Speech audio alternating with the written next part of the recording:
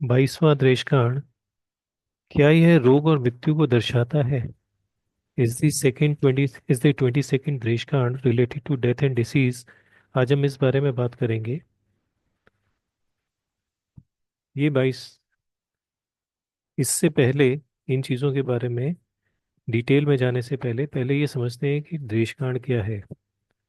तो राशि कुंडली जो होती है उसमें हर राशि के अलग अलग, अगर हम हिस्से करते हैं, अलग अलग भाग करते हैं, तो उससे वर्ग कुंडली बनती है। जैसे अगर हम राशि कुंडली की हर राशि के दो भाग करते हैं तो उससे होरा कुंडली बनती है। अगर हम राशि कुंडली की हर राशि के तीन भाग करते हैं तो उससे देशकांड कुंडली बनती है। हर राशि के चार भाग से चतुर्थांश कुंडली बनेगी। नौ भाग करेंगे तो नवांश कुंडली बनेगी। और इस तरह से षोडश वर्ग के अंदर अलग अलग कुंडलियां बनाई जाती हैं।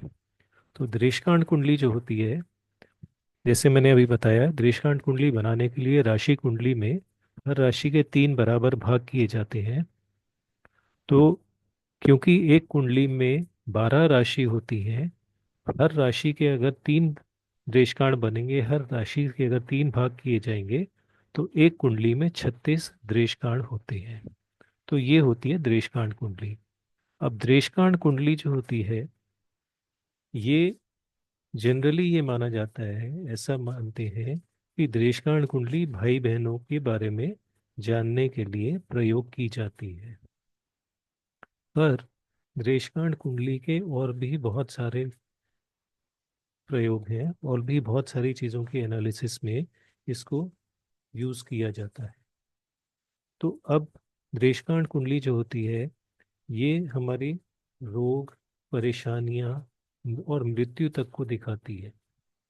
दृष्टांत कुंडली के अंदर एक दृष्टांत होता है, 22वां दृष्टांत, जो बहुत ही खराब दृष्टांत माना जाता है। और वो हमारी जीवन के अंदर मृत्यु, रोग और परेशानियों को दिखाता है। तो ये 22वां दृष्टांत क्या है? क्या ये मैं अपने मन से कह रहा हूँ? क्या इसके बारे में कहीं लिखा गया है, शास्त्रों में कहीं इस बारे में बताया गया है? तो हाँ, शास्त्रों में इस बारे में बताया गया है। जो भी चीज़ मैं आपको कह रहा हूँ, ये अपने मन से बनाई हुई चीज़ नहीं है। तो हम देखते हैं कि कुछ लोग शास्त्रों से लिए गए कि शास्त्रों में इस बारे में क्या बताया गया है। तो सामने आपके जो इस समय श्लोक है, इसमें लिखा हुआ है, तत्तत भाव परा भवेश्वर खर द्वेष काणपा दुर्बला भावार्य अष्टम कामगा निज दशायाम भाव नाशः प्रदा पापा भाव गृहात् त्रिशत्रु भवगा केंद्र त्रिकोणे शुभः वीरढ़ खलु भावनाथ सुहृदयो भावस्य सिद्धि प्रदा। अब इसका भावार्थ क्या है? हिंदी में इसका भावार्थ है कि यदि हमें किसी भाव का विश्लेषण करना हो तो हमें उसमें निम्नलिखित नीचे दिए हुए ग्रहों को देखना चाहिए। कौन कौन से ग्रह? भाव से, किसी भी भाव से अष्टम भाव का स्वामी, भाव से 22वें देशकांड का स्वामी, और भाव से छठे, आठवें और 12वें भाव का स्वामी। अगर ये कोई भी ग्रह दुर्बल होते हैं तो उस भाव का विनाश करते हैं। तो अगर हम लगन को देख रहे हैं, लगन से 22वें देशकांड का स्वामी लग्न का नाश करता है। और लग्न जो होता है वो हमारी पूरे जीवन को दिखाता है। हमारी जीवन, हमारा लाइफ में क्या स्टेटस होगा, हमारा हेल्थ कैसी होगी, स्वास्थ्य कैसा होगा, बुद्धि कैसी होगी, दिमाग कैसा होगा, सोच कैसी होगी, लाइफ में स्टेटस कैसा होगा, ये सारी चीजें लग्न दिखाता है। लग्न सबसे खास, सबसे महत्वपूर्ण भाव होता है कुंडली का। तो लगन से 22वें देशकांड का स्वामी लग्न का नाश करता है। ये इस श्लोक में बताया गया है। एक और श्लोक देखते हैं। इस श्लोक में कहा गया है, राष्ट्रो जम विलोक नयोर धृति पतिर्भृत्यु स्थित स्थित द्वीक्षकौ मंद क्रूर दिगाणपो गुलिक पस्तैर युक्त राश्यंशपा राहुश्चैष सुदुर्बला स जनने भावान भीष्ट स्थिता पापा लोकित संयुतो निज दशायाम भावनाशा वहा। अब इस श्लोक का भावार्थ क्या है? इस श्लोक में कहा गया है कि ये सब ग्रह जो अब नीचे के ग्रह लिखे गए हैं, ये सब ग्रह अपनी दशा, अंतरदशा में भाव का नाश करते हैं।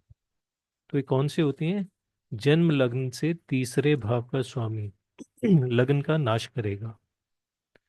जन्म राशि से तीसरे भाव का स्वामी, ये भी जन्म राशि का नाश करेगा।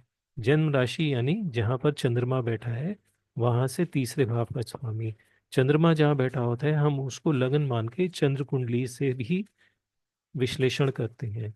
जन्म लगन यानी कि उदय लगन और चंद्र लगन, दोनों से कुंडलियों का विश्लेषण किया जाता है। तो जहां चंद्रमा बैठा है वो भी लगन का काम करती है, वो राशि वो भाव भी लगन का काम करता है। तो चंद्रमा से तीसरे भाव का स्वामी भी लगन का नाश करेगा। अब और कौन कौन से ग्रह बताए गए हैं? अष्टम, आठवें भाव में बैठा हुआ ग्रह, आठवें भाव को देखने वाला ग्रह शनि, 22वें देशकांड का स्वामी। अब देखिए यहाँ भी 22वां देशकांड आ गया। पिछले श्लोक में भी 22वें देशकांड को भाव का नाश करने वाला बताया गया था। यहाँ भी 22वें देशकांड के स्वामी को भाव का नाश करने वाला बताया गया है। तो ये शास्त्रों में इस बारे में लिखा हुआ है। अब ये 22वां देशकांड होता क्या है? ठीक है? यहाँ श्लोक में 22वें देशकांड के बारे में लिखा गया है, पर ये 22वां देशकांड क्या है, इसको कुंडली में कैसे देखें? तो 22वां देशकांड जो होता है वो देशकांड कुंडली में, आपको देशकांड कुंडली में जाना है, जिसे इंग्लिश में D3 कुंडली भी कहते हैं, D3 चार्ट कहते हैं। देशकांड कुंडली में जाइए, वहां पर देशकांड कुंडली के लगन से अष्टम भाव, वो 22वां देशकांड होगा। इसी तरह से चंद्रमा से भी आप आठवें भाव को लीजिए, क्योंकि चंद्रमा जो होता है वो भी लगन का काम करता है। तो चंद्रमा से अष्टम भाव को भी लीजिए। तो लगन कुंडली से अष्टम भाव और चंद्रमा से अष्टम भाव, ये 22वां दृष्टांत कहलाते हैं। एक एग्जाम्पल लेते हैं कुंडली के अंदर कि इसको किस तरह से देखा जाता है। अब आपके सामने एक जन्म कुंडली है और उसके साथ में सीधे हाथ पे एक त्रेशकांड कुंडली है, जिसे इंग्लिश में D3 भी कहते हैं, डिविजनल चार्ट 3। तो ये आपके सीधे हाथ पे हो गई त्रेशकांड कुंडली। यहाँ पर त्रेशकांड कुंडली के लगन में वृश्चिक राशि है, यानी कि लगन वृश्चिक देशकांड का है। और लगन से अष्टम भाव, वहां पे मिथुन देशकांड आ रहा है। मिथुन राशि है, यानी कि मिथुन राशि का देशकांड है। मिथुन राशि का स्वामी हम सबको पता है बुध होता है। ठीक है? तो बुध जो है इस कुंडली में 22वें देशकांड का स्वामी है लगन से। इसी तरह से हम चंद्रमा की तरफ भी जाएंगे। चंद्रमा से अष्टम भाव देखिए, चंद्रमा से अष्टम भाव के अंदर तुला राशि है। तुला राशि का स्वामी होता है शुक्र। तो शुक्र जो है चंद्रमा से 22वें देशकांड का स्वामी यहाँ पर बना है। तो इस कुंडली में लगन से 22वें देशकांड का स्वामी है बुध, और चंद्रमा से 22वें देशकांड का स्वामी है शुक्र। ये दोनों ग्रह इस जातक के लिए परेशानी दे सकते हैं, रोग दे सकते हैं, और इसकी मृत्यु का कारण भी बन सकते हैं। अब मृत्यु का कारण मैंने आपको बताया है, ये कहाँ लिखा हुआ है, किन श्लोक में लिखा हुआ है, तो उसको भी देखते हैं। क्या ये लिखा गया है या मैं अपने मन से कह रहा हूँ? तो 22वें देशकांड के लिए ये एक श्लोक बताया गया है। इस श्लोक को मैं, पहली लाइन है, जातो गच्छति येन केन मरणम वक्ष्येऽथ तत्कारणम। और आखिरी लाइन में देखिए खर त्रिभाग लिखा हुआ है यहाँ पर, तीसरा भाग, रंध्रेशेन खर त्रिभाग पतिना मृत्युम वदेन निश्चितम। इसका अर्थ क्या है इस श्लोक का? कि मृत्यु का कारण, रोग और मृत्यु की स्थिति का निम्न प्रकार से विश्लेषण करते हैं। किस तरह से विश्लेषण करते हैं? अष्टम में स्थित ग्रह अष्टम को देखने वाले ग्रह में जो बलवान हो, ये दोनों ग्रह यानी कि अष्टम में स्थित ग्रह या अष्टम को देखने वाले ग्रह में से जो भी बलवान हो, वो जातक की मृत्यु का कारण, रोग का कारण और मृत्यु की स्थिति को दर्शाते हैं। यदि ये दोनों स्थिति ना हो, यानी कि अष्टम में कोई ग्रह ना हो और ना ही कोई ग्रह अष्टम भाव को देखता हो, तो अष्टम भाव में जो राशि है, जब मान लीजिए कर्क राशि आ रही है या कन्या राशि आ रही है या मिथुन राशि आ रही है, तो अष्टम भाव में जो राशि है उससे संबंधित रोग से, या अष्टमेश, अगर कर्क राशि है तो चंद्रमा, अगर मिथुन राशि या कन्या राशि है तो बुध, अगर वृश्चिक राशि है तो मंगल। तो अष्टमेश की राशि से संबंधित रोग या अष्टमेश जिस राशि में गया हुआ है उस रोग से मृत्यु हो सकती है। और यदि ऊपर के नियम जो हैं उनके साथ साथ, या अगर ऊपर के नियम वैलिड नहीं है, तो 22वें देशकांड के स्वामी से जनित रोग से भी मृत्यु होती है। तो इस श्लोक में साफ साफ लिखा गया है कि 22वें देशकांड के स्वामी से संबंधित रोग से मृत्यु हो सकती है। और 22वां देशकांड क्या होता है? लगन से 8वें भाव में, D3 देशकांड कुंडली के लगन से 8वें भाव में जो राशि आ रही है उसको स्वामी, और चंद्रमा से 8वें भाव के अंदर जो राशि है उसका स्वामी 22वां देशकांड का स्वामी कहलाता है। तो 22वें देशकांड का स्वामी रोग, मृत्यु की स्थिति और मृत्यु का कारण तीनों दे सकता है। ये ये एक श्लोक में बताया गया है। अब और भी श्लोक हैं ऐसे जहां पर 22वें देशकांड की इस विशेषता को बताया गया है। एक और श्लोक देखते हैं। रंध्रेशे गुलुको मंदः खर द्रेकाण पा अपि वा यत्र तिष्ठति तद भंश त्रिकोणे रविचे मृता। यहाँ पर देखिए अंडरलाइन जहाँ पर मैंने किया हुआ है वहाँ द्रेकाण शब्द आ रहा है। ये- अब इस श्लोक का भावार्थ क्या है? इस श्लोक में कहा गया है कि ये ग्रह, नीचे लिखे हुए ग्रह जिन राशि और नवांश में बैठे हैं उनको नोट कर लीजिए, उनको लिख लीजिए। कौन कौन से ग्रह हैं? अष्टमेश, यानी कि लगन कुंडली के 8वें भाव के अंदर जो राशि आ रही है उसको स्वामी। यदि लगन कुंडली का लगन मिथुन राशि का है तो 8वें भाव में आएगी मकर राशि, तो अष्टमेश जो होगा वो शनि हो जाएगा। यदि लगन कुंडली के अंदर लगन में मान लीजिए कि 2 नंबर की राशि यानी कि वृष राशि आ रही है, तो 8वें भाव में कौन सी राशि जाएगी वो देख लीजिए। 8वें भाव के अंदर जाएगी राशि 9 नंबर की यानी कि गुरु की। धनु राशि जाएगी तो 8वें भाव का स्वामी हो जाएगा, अष्टमेश हो जाएगा गुरु। तो ये देखिए कि ये 8वें भाव का स्वामी यानी कि अष्टमेश किस राशि और नवांश में बैठे हैं उनको लिख लें। तो अष्टमेश को देखिए, ये देखिए कि गुलिका किस राशि और नवांश में बैठी है। उसके साथ देखिए शनि को। और यहाँ पर फिर देखिए 22वें देशकांड के स्वामी के बारे में लिखा गया है। तो 22वें देशकांड के स्वामी को भी नोट करिए कि वो किस राशि में और नवांश में बैठा है। इसके लिए आपको D3 कुंडली यानी कि देशकांड कुंडली को देखना पड़ेगा। तो जब भी, अब इस श्लोक में आगे क्या बताया गया है कि जब भी शनि का गोचर इन राशि या नवांश से या उनके त्रिकोण से होता है तो जातक की मृत्यु की संभावना होती है। तो 22वें देशकांड के स्वामी जो होता है, जब उसके ऊपर से, जब उसकी राशि या वो नवांश में जिस नवांश में बैठा है वहां से शनि का गोचर होगा तो जातक की मृत्यु की संभावना होती है। तो 22वें देशकांड का जो स्वामी होता है उसका मृत्यु के अंदर रूल होता है। ये एक और श्लोक में हमने पढ़ा। अब आगे देखिए, कुछ और भी श्लोक हैं जहाँ पर 22वें देशकांड के बारे में कुछ और क्वालिटीज, इसके बारे में और कुछ और बातें बताई गई हैं। तो अगला जो श्लोक है उसके अंदर कहा गया है उद्यद्रिगाणनाथस्य तथा रंध्राधिपस्य च रंध्रद्रेकाणपस्यापि भांजकोणे गुरौ मृतिः।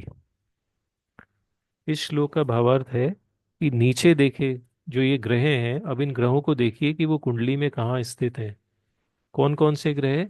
जन्म लगन जिस देशकाण में है उसका स्वामी। तो D3 यानी कि देशकाण कुंडली में देखिए कि वहां के उस लगन में कौन से राशि का देशकाण आ रहा है। जैसे हमने पीछे एग्जाम्पल किया था, पीछे जो उदाहरण दिया था उसमें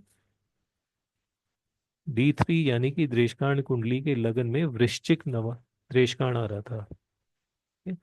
तो वो उसका स्वामी हो गया मंगल। दूसरा ग्रह अष्टमेश, लग्न कुंडली का अष्टमेश, कि बार बार अष्टमेश का यहाँ पर उसके बारे में लिखा जा रहा है। और तीसरा एक ग्रह जो हर श्लोक में बताया जा रहा है वो है 22वें देशकाण का स्वामी। तो 22वें देशकाण का स्वामी बार बार हर श्लोक में आता है और इसके बारे में लिखा गया है कि ये हमारे जातक की मृत्यु दिखाता है, ये मृत्यु का कारण बन सकता है। तो इस श्लोक में कहा गया है कि जन्म लगन जिस देशकांड में है उसका स्वामी अष्टमेश और 22वें देशकांड का स्वामी जब जब इन स्थानों पर या इनके त्रिकोण में बृहस्पति का गोचर होता है तो जातक की मृत्यु हो सकती है। तो पूरा जो हमने एग्जाम्पल लिया था, कुंडली का एक उदाहरण दिया था, उसमें वृश्चिक नवांश था, उस वृश्चिक देशकांड था लग्न के अंदर। तो वृश्चिक राशि या 22वें देशकांड का स्वामी था वहां पर बुध। वृश्चिक और बुध के ऊपर से गुरु का गोचर होगा तो मृत्यु हो सकती है। अब बृहस्पति का गोचर एक राशि में 1 साल का होता है, तो 12 साल में बृहस्पति कुंडली का एक पूरा चक्कर लगा लेता है। इन 12 साल में बृहस्पति 22वें देशकांड के स्वामी या अष्टमेश या जन्म लगन जिस देशकांड में है उसके स्वामी के ऊपर से गोचर करेगा। और इससे पीछे वाले श्लोक में बताया था कि शनि का गोचर जब इन ग्रहों के ऊपर से होगा, अष्टमेश से, गुलिका से, शनि से या 22वें देशकांड के स्वामी से, तो जातक की मृत्यु हो सकती है। शनि का गोचर 30 साल का होता है। शनि एक कुंडली में 30 साल में अपना एक चक्कर लगाते हैं, बृहस्पति 12 साल में लगाते हैं। तो क्या जब बृहस्पति का इन स्थानों से गोचर होगा तो जातक की मृत्यु हो जाएगी? नहीं, ऐसा कभी मत करिएगा कि सिर्फ बृहस्पति का गोचर देख के या शनि का गोचर देख के किसी की मृत्यु के बारे में आपने प्रिडिक्शन दे दी। ऐसा नहीं है, क्योंकि मृत्यु के लिए और भी बहुत सारे कारण होते हैं, उनको भी समझना जरूरी है। मृत्यु के लिए सबसे पहले दशा को देखिए कि दशा कैसी है। जैसे पूरा पहले वाले श्लोक में बताया गया था कि 22वें देशकांड का स्वामी भाव का नाश करता है। तो इसी तरह से देखिए कि कौन से ग्रह हैं जो लग्न का नाश कर रहे हैं, क्योंकि लग्न जो होता है वो हमारी आत्मा होती है। तो क्या लग्न का नाश हो रहा है? पहले ये देखिए, क्या लग्नेश उस समय निर्बल है? ये चीजें इसको देखिए। और भी बहुत सारी चीजों को देखना होता है। जब लग्न और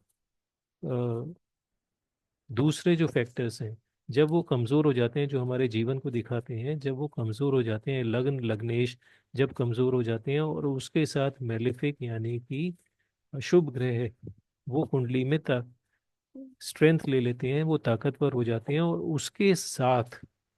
उसके साथ शनि का या बृहस्पति का गोचर इन स्थानों से हो रहा है तो मृत्यु की संभावना होती है। सिर्फ गोचर से कभी भी एकदम से प्रिडिक्शन नहीं दे देनी चाहिए कि अब इस जातक की मृत्यु होने वाली है। ऐसा नहीं करिएगा। सब चीज़ों को पूरी तरह से एनालाइज करिए, देखिए कि दशा क्या कह रही है, दशा के अंदर क्या लग्न निर्बल हो रहा है, क्या लग्नेश निर्बल हो रहा है, क्या अष्टमेश उस समय ज्यादा मजबूत है, क्या उसके अंदर ज्यादा ताकत आ गई है, क्या दूसरे मेलेफिक ग्रह ताकतवर हो चुके हैं, क्या वो ज्यादा स्ट्रांग हो गए हैं उस समय की दशा क्या कह रही है। उसके बाद गोचर को देखिए, उन ग्रहों को देखिए कि वो देशकांड के अंदर क्या संबंध बना रहे हैं 22वें देशकांड से। अगर ये सारी चीजें हो रही हैं तब एक संभावना बनती है। केवल गोचर से कभी भी प्रिडिक्शन नहीं दीजिएगा।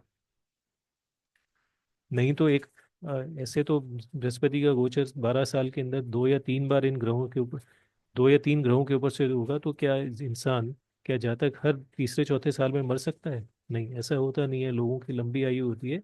तो इसलिए सारी चीजों को देखना बहुत जरूरी है।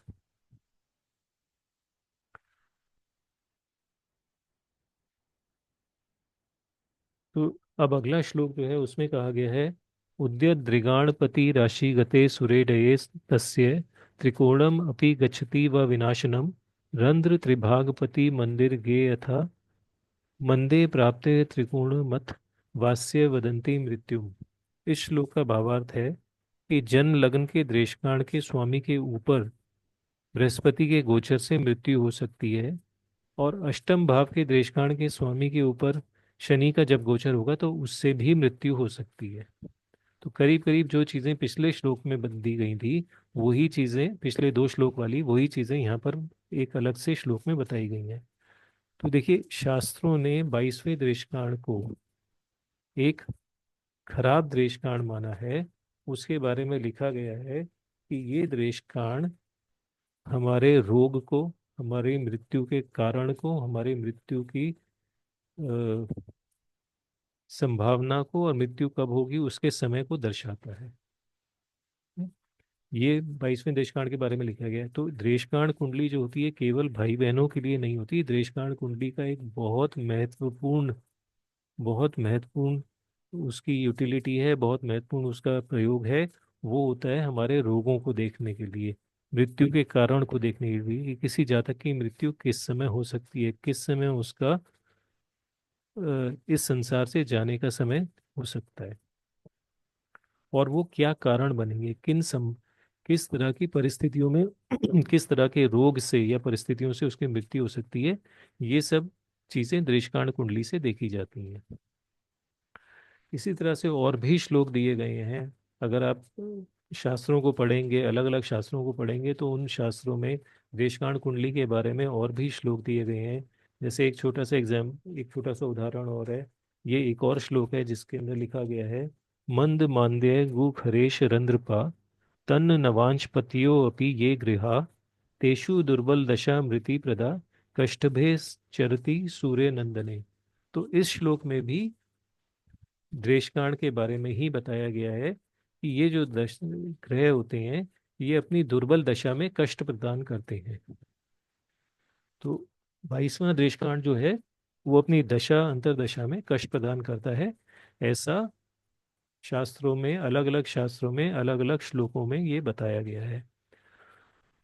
तो द्वेषकांड कुंडली केवल भाई बहनों के लिए नहीं होती, इसके अलग प्रयोग होते हैं। इसको ध्यान से देखना चाहिए, क्योंकि इससे आने वाले समय में किसी जातक को किस तरह के, उसको क्या रोग की संभावना है, किस तरह के रोग की संभावना है, इसकी प्रिडिक्शन की जा सकती है। इसके बारे में पहले ही फलित किया जा सकता है, और उसी हिसाब से जातक थोड़ा सा सावधानी के साथ चल सकता है, ताकि उसको उस समय कम से कम कष्ट हो। वो पहले से प्रिपेयर्ड होगा, पहले से इस चीज़ के लिए तैयार होगा, और वो उस हिसाब से उपाय करके या अपने आप को संभाल के चल सकता है।